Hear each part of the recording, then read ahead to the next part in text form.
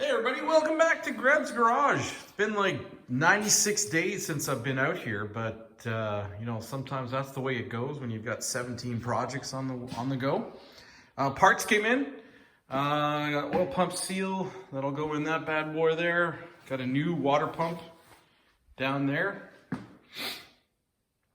Let's see what else we got. Those are the ones that came off the car. And over here, mounts, engine mounts, transmission mount, new spark plug cables, distributor cap, and that's a gasket set right there. So I think today what I want to do is get the rest of these journals cleaned up with some emery cloth. I did those first two ones, they're looking pretty good. And I'll just clean up the rest of these areas here and get ready for assembly. I think the only thing I'm missing now is a seal for that end there, but I might be able to use the old one. I haven't determined that yet. All right, I think I'm gonna get to work. I'll get set up and start doing some clean. Oh yeah, and I wanted to clean this up here because this is the next step. So there's a little bit of grime in here where the rubber seal goes. The camshaft journals there can be tidied up, and where the tappets go for the valve lifters, they're a little dirty. This one's rusted up again, so I'm gonna get those all cleaned up. Toothbrush and some brake clean, oil it, and get ready for assembly. All right, all I'm doing here is cutting some strips of emery cloth. I've got a couple pieces just in my stash. I had the sandpaper in it, but the emery cloth will be a bit better. Got a different backing than the sandpaper. Sandpaper rips too easily. The emery cloth should hold tight while I roll it around. So I'm gonna just cut a long strip and get to work on the journals. So they're about, I don't know, 30.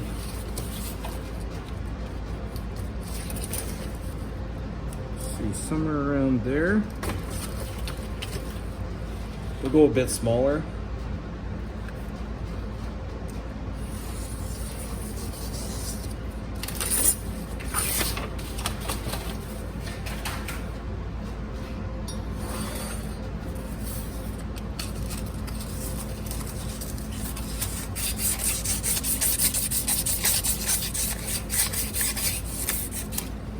Ah, it ripped already.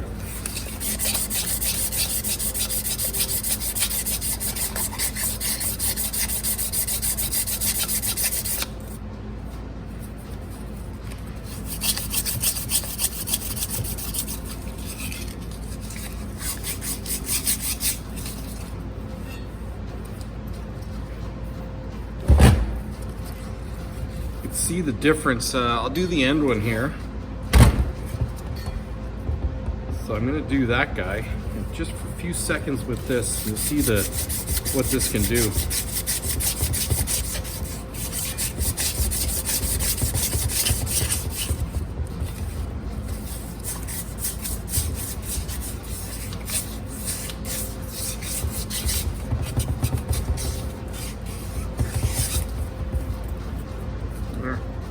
That's pretty good.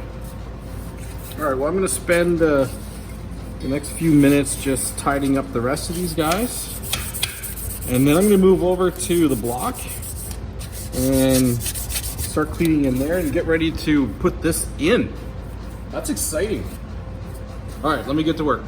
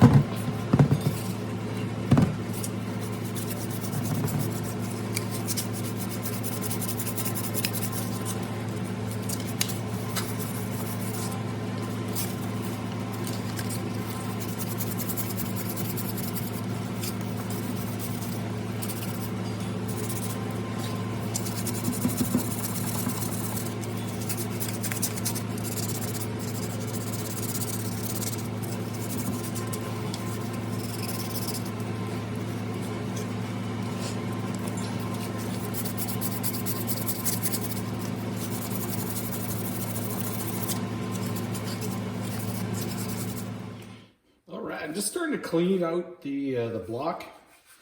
I've been using this. This is, I think, one of those wheel spoke cleaners for the car wheels. It's like a metal, a wire with a bunch of plastic pieces on it. But I use it, I've been using it a lot. I got spray 9. I'm spraying it down there, and I'm just digging into those things, and it's doing a good job. Been using this quite a bit. So I'm just tidying this up. I really wanted to get at this area here. And then what I'm going to do is I'm going to take the air hose and I'm going to be spraying out all these different channels because they are all linked. Same as the crankshaft here. I don't know if you still see it. But all of these little guys, they're connected. So one will be connected to the other side. It'll go through this lobe to this one. So I've been spraying them out with the air, and just to make sure that all the oiling holes are free. So I'm just going to be spraying this. And it's kind of noisy, so I'll turn you off for a bit and come back. Crankshaft's in. Sweet. I'm so happy about this. From an engine that I couldn't turn over, I could barely do it with a lever on the end, to now it's doing this. That's so awesome. So I forgot to record that part, but basically it was not too bad. I had all the crankshaft bearings in place. The big one is the number 3 because it's the thrust bearing. It's got sides on it. Put that in. These are all the same. Sorry, you didn't see that. Number 3's got the thrust sides of the bearing. 1, 2, and 4 were virtually the same. I put those in, put the end caps on, and torqued them down to 70 foot-pounds. Next was the main bearing seal retainer here. It looks like this. You have an extra one here. So it came in 2 halves. It's got a wider section, so put that towards the front of the engine. So i.e. over here, the wider section went that way. Put that in the first part, put the other half in the retainer. These little guys, there's a little slot for those little guys as well. There. They go on either side of the retainer. And I gooped them up with some black silicone adhesive sealant. So that went basically all on the edge here, right where it meets the bottom of the crank. You can see some of it coming out. A little bit right there. Torqued that down to 30 foot-pounds, and that's where we sit right now. So then I started to install the piston rings onto there, and when I was putting in the wrist pin, I had inadvertently pressed down on the grooves here and had marred the edge, so it became the gap closed in. And when I put the ring compressor on, I snapped a ring.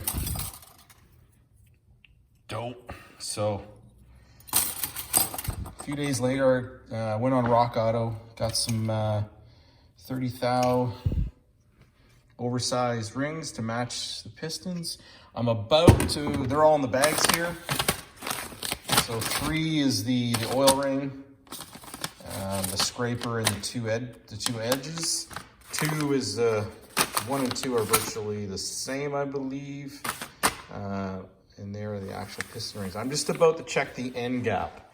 So I was reviewing fitting the rings. So measure the piston ring gap about 2 inches from the bottom of the cylinder bore in which it has to be fitted. Turn the piston over and push them down. And the ring gap should be between 10 to 27 thou for compression rings, and 15 to 62 for the oil rings. Steel rails in standard size boards. Maximum gap is 5/1000 of an inch oversized bar. Okay, so I'm about to go do that to see how that looks, and then we'll start installing some pistons. Okay, end gap. All right, I got the ring here. Put a little bit of oil in the cylinder. Get that in there. Take the piston, push that down somewhere around there. I've got 2 feeler gauges. I got this one at 10 thou, this one at 25. So that's the range for the end gap. And if I grab you there, that's the 10. Sorry, that's the 10 thou, yeah. That slides easily in there. So we've got that dimension sorted out. I'll just make sure we're not too far on the other side, and that doesn't go in at all. So we're good. So I'll do that with all of the rings just to make sure everything is good. Everything should be within limits, and we'll get them installed. Okay. I'm not gonna lie, I probably checked 2 of those rings. They're both good, so I'm just gonna assume the rest of the package is fine. All right, I'm putting on the rings. We've got 2 compression rings. So bag 1, bag 2 are compression rings. Bag 3 is the oil scraper. So it comes in, we've got that guy with a thinner ring that goes on the top and bottom of this. And that goes on the bottom, widest portion of the piston. And the other guys go on the middle and top. So I'm going to start with that guy. One thing to note is that you're looking for a mark on the ring that's either going to say top over here on the right side of the gap, or it's going to have a small indent, a dot on the left side, and that denotes the top of the ring. The top should face the top of the piston. If it doesn't have anything, it can go either way. So this is the one out of bag 2. Where did I grab that? See, 1, 2, 3, 4, 5. Yeah, so this one has the dot. So I don't know if the camera can catch it. Yep, there it is. So right there. So that shows that one has to go up. And these rings here and here are identical. So to start with, putting on these guys. So I'm just gonna check to see if they have any markings. I don't believe they do. These ones are pretty small, and I've got these piston ring things. I almost think they're too small. They fit right through the gap of the pliers. So just gonna put them on by hand. Probably doing this the wrong way, but just be careful not to break anything. Okay, so we got the bottom one on. Now we need the actual expander. To put that on next.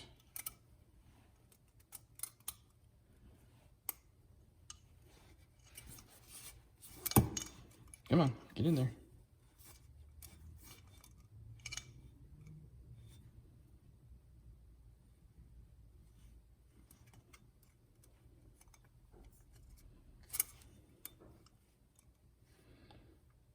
Oh, you know what?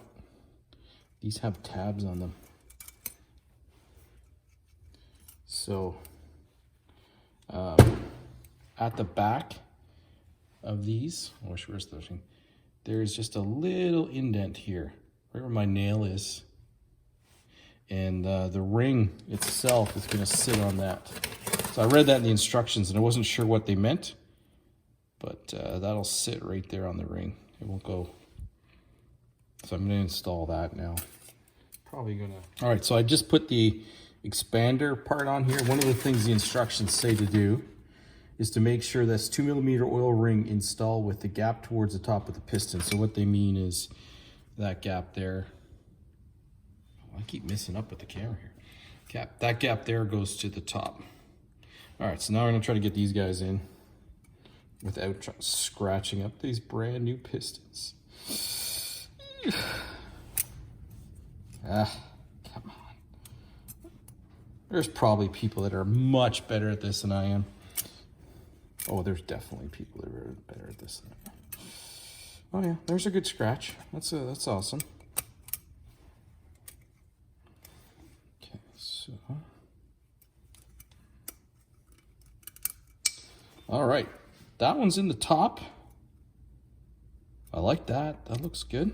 And then I'm gonna clock them once I get all them on, obviously, to make sure that that gap, the gap from the spring and the last ring, the retainer that goes in, they're all in different positions. I think the instructions say rail gap at the 10 and 2. So I'll try to do that, but they're gonna move as I install them. And they're meant to move when the piston's going up and down. I think they're supposed to rotate 6 RPM or something like that. So, okay, next one. Try from the bottom. Is that a thing?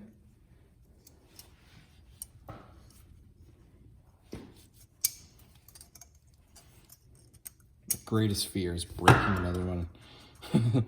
Having to order some. Oh, by the way, these are Hastings rings. I got them at Rock Auto. Easy enough. Chose 62 Plymouth Valiant. Went to the engine section, piston, and chose rings. And once I chose the 30 thou oversize, it all worked out. All right, that was my wife. All right, so we've got number 2 and number 1. They look identical. I don't know. The one on my left hand is out of the 2 bag. You know what? I'm gonna go 1 is on top, 2 is in the middle, and we're just gonna go with that. All right, so number 2 has the dot, so that has to go up to the top. I've got the these doodads. They're pretty nice. You do an excellent job. All right. Get in there. Come on. Ooh, nice. Okay, and number 1, same thing, and this one doesn't have the markings, so it can go either way. It's Greg proof. All right, everything's on there. Okay, so installation into the cylinder. Just before we get started, so there's an oil hole, that's what I'm gonna call it. So I had to clean that out with a pick because it was pretty dirty, and I blew some air through it. So nothing on the back side of the retainer. These guys, the bearings, both have holes in them. And like the main bearings that go in the crankshaft, you can't mess this up. So there's a groove here that fits in the groove there. And I'm just gonna push that down and make sure it's flush. Same thing on the other side, goes together.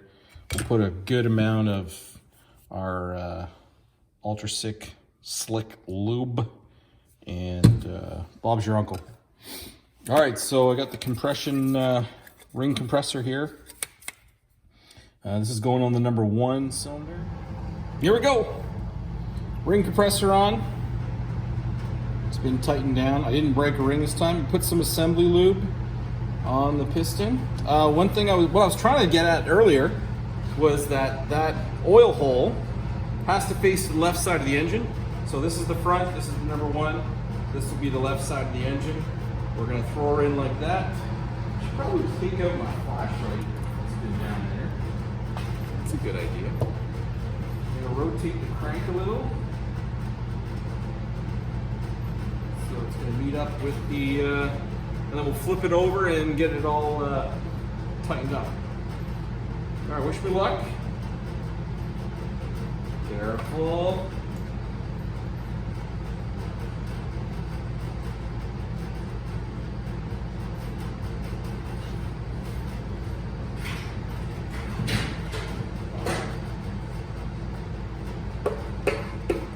Whoa, you see that slide in there? Nice. All right, I'm gonna tip the engine a little bit. See if I can get it over here. Just bear with me, I gotta line the holes up. Oh yeah. There we go.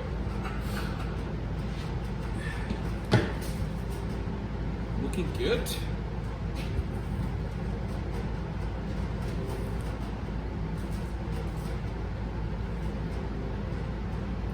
What I forgot to do, I forgot to put lube on the bottom side here.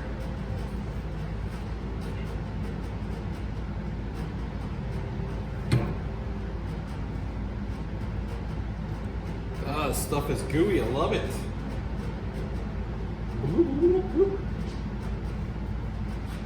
All right, carefully, careful, careful. Oh, did I get the right side? Okay.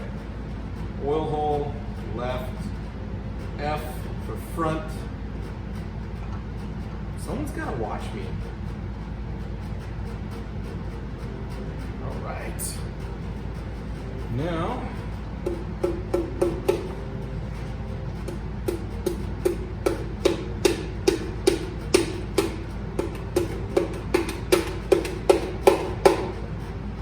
let's make sure.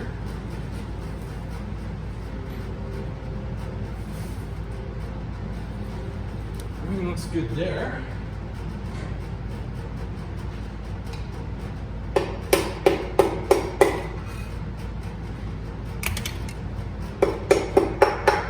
Oh, that sounds good. Sounds like we hit home. And then, let's have a look here. So, looks good there. And looks like it's seated nicely there. Okay, I had to check the torque on these, and I'm gonna flip the engine over just so it's easier to tie it all up, and we'll get it installed. Just had a look in the old shop manual here, so I'm working off the 62 Plymouth Valiant service manual. Torque references, connecting rod, nut, 45 foot-pounds. So I've got the bearing, the end cap, the bolts somewhere around here, and we'll get it all sorted out here. Get my torque wrench.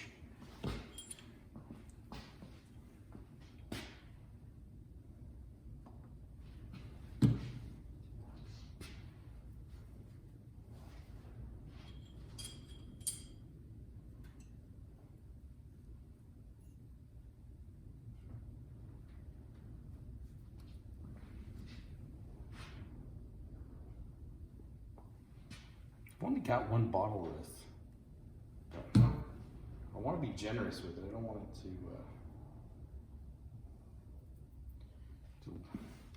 you know. Oh, you know what I did wrong?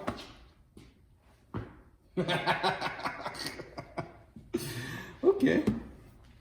We have to reset. I forgot to put bolts in.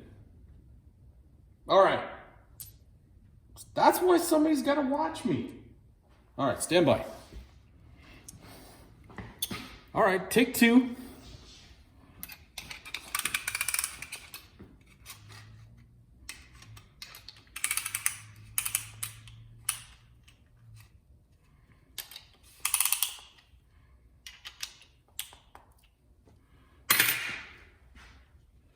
All right, bolts in this time.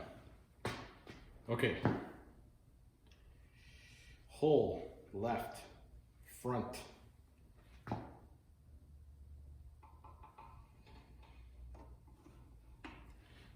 Go.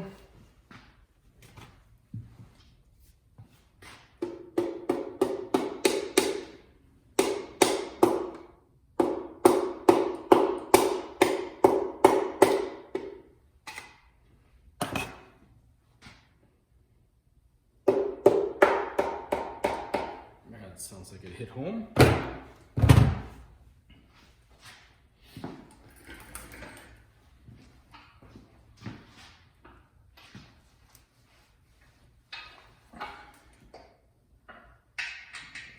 Time to line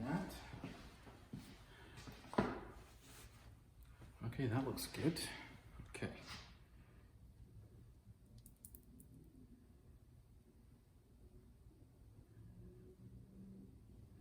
What I'm gonna do, because there was no oil hole in here, that I'm gonna make sure that I have those guys on opposite sides. So if I had it on this side, the two tabs would be on that end. I don't know, that may not make any sense at all, but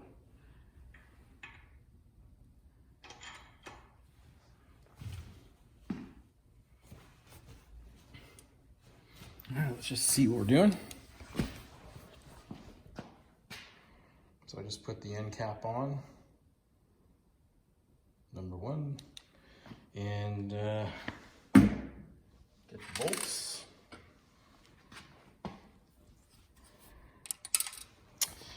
Yep, let's drop that. And just give me a second to go find that. Oh, it didn't go all the way down. Whoo! That time it did. Okay, let's be a bit more careful here.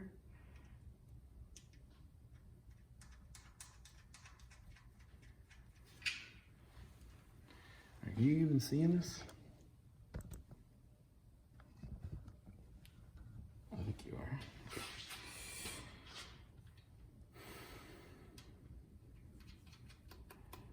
Okay, that's on there.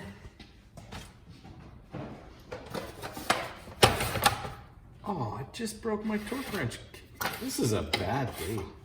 Maybe I should stop. Got all the signs. Okay, what did I say, 45? Calibrated May 22nd, 2009. Should be good.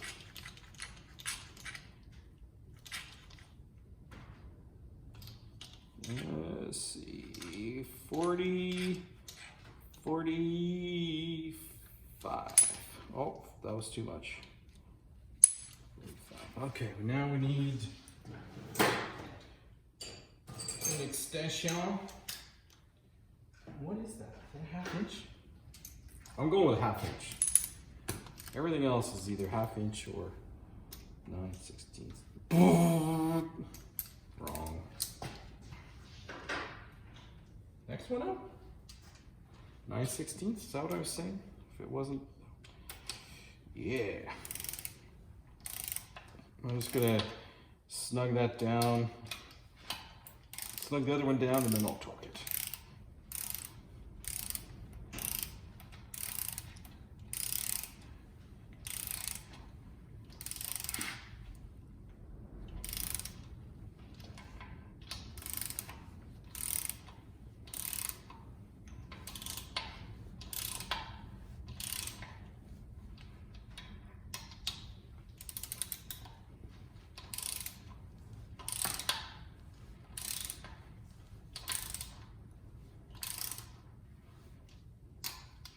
Just trying to do them evenly.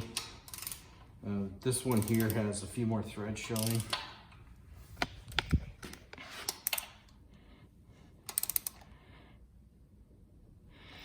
All right, looks like we're getting torque range.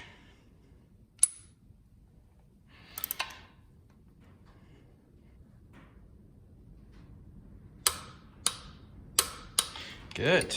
All right, next one.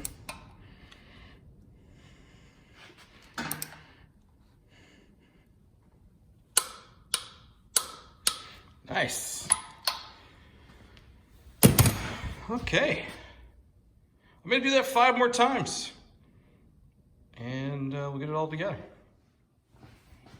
Last one.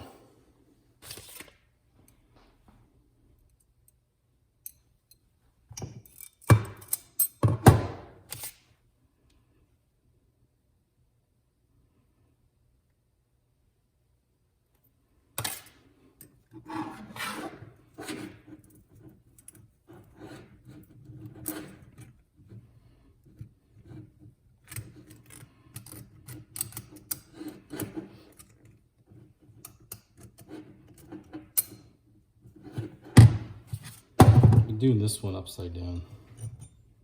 Just find it a bit easier.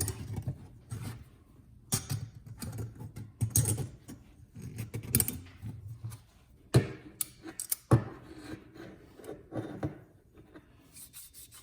I'll clock them after.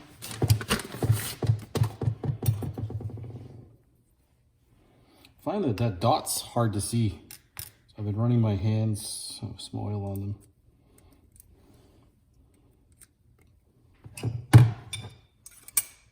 Whoops, I went right into the wrong one. There we go. All right, last one here.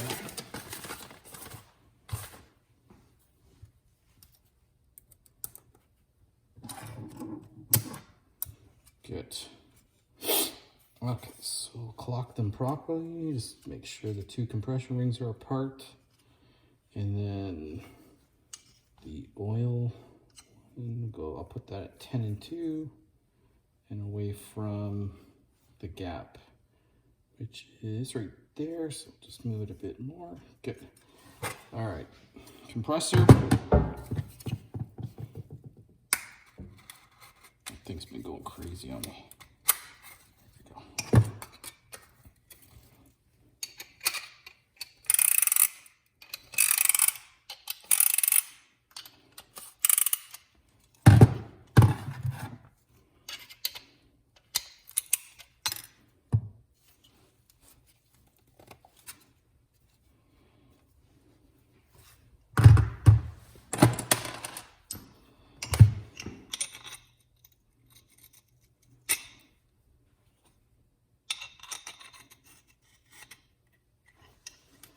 Trying to make sure these get seated all the way down, because they tend to pop out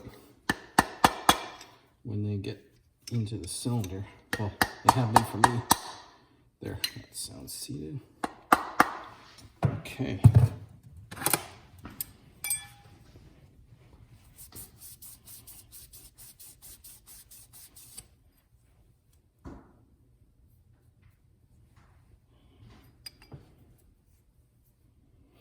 This one's got a big gouge on it.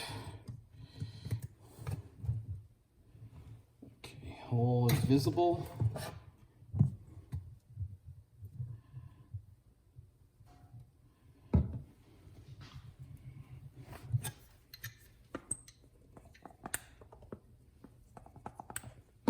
Getting a little bit more liberal with the goop. I'm this is the last one I've got. I could have been more liberal earlier on, but I was afraid of wasting it. Okay, let's get over here.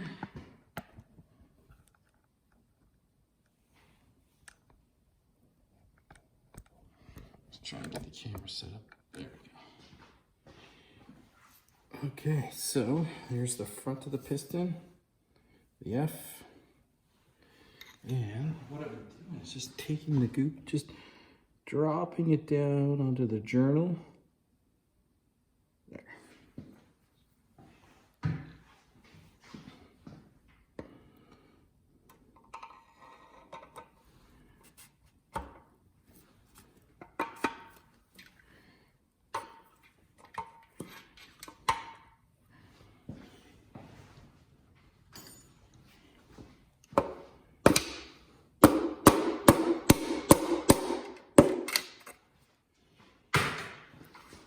I'm gonna reach under and just make sure that it's nice and centered. There, and that solid sound, it's on there. Okay, I'm just gonna flip over the engine.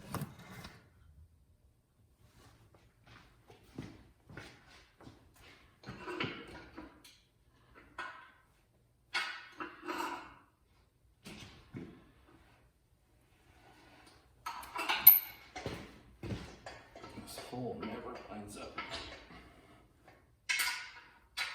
There we go.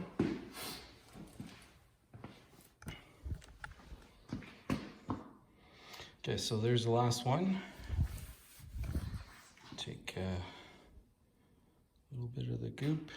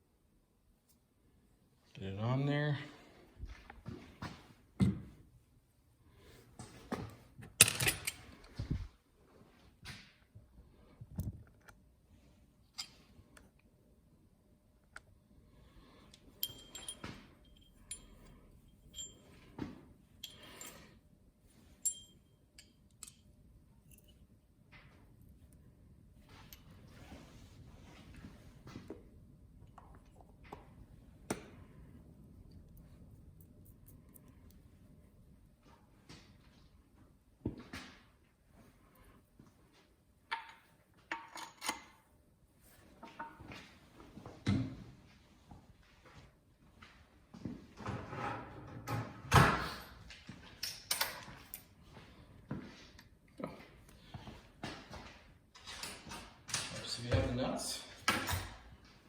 All right, very carefully.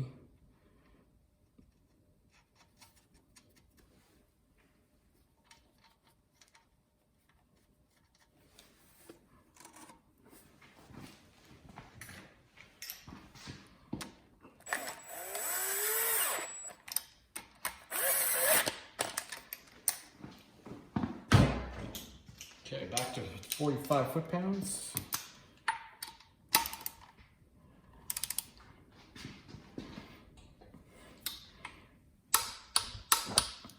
Oh, camera's going.